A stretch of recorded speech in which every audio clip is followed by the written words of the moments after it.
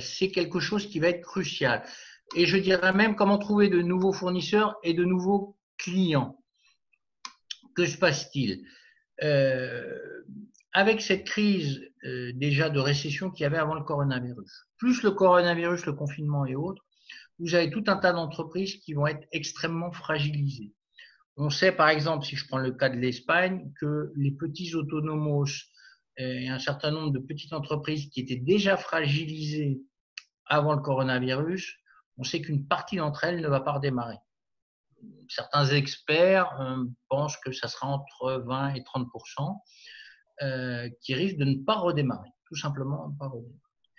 Et ensuite, vous avez dans les 3 à 6 mois qui viennent, toujours selon ces mêmes experts, vous risquez d'avoir encore 20 ou 30% d'entreprises qui vont déposer le bilan parce que trop fragilisées, elles n'arriveront pas, si jamais l'activité économique ne redémarre pas à 100%, elles vont déposer aussi. Donc, vous risquez d'avoir un désastre économique de l'ordre de 30 à 50% d'entreprises qui disparaissent.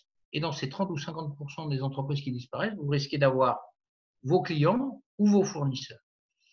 Et donc, pour une entreprise, aujourd'hui, la question est de se dire, si jamais je perds un certain nombre de clients, comment je les retrouve?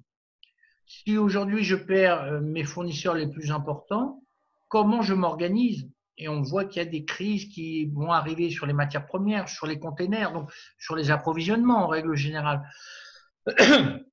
Donc la question, c'est dès aujourd'hui, je dois me préparer à trouver, à contacter, à négocier, à commencer à négocier avec des nouveaux fournisseurs.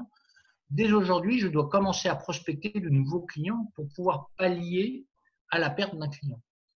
Et donc, je dirais qu'aujourd'hui, il existera 2 types de clients, 2 types d'entreprises, pardon, celles qui seront préparées dès aujourd'hui à commencer à prospecter, à trouver de nouveaux clients et de nouveaux fournisseurs, et celles qui attendront d'avoir perdu leurs clients ou leurs fournisseurs pour se poser la question, ah bah, il faut maintenant que je me trouve un client ou un fournisseur. Or, il y aura de moins en moins de fournisseurs et de moins en moins de clients.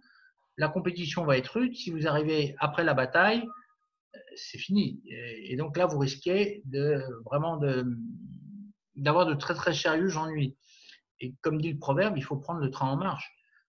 Si le train a démarré et qui commence à rouler, bah, vous pouvez toujours courir derrière lui, mais plus ça va, plus le train il accélère et moins vous aurez de capacité de le rattraper.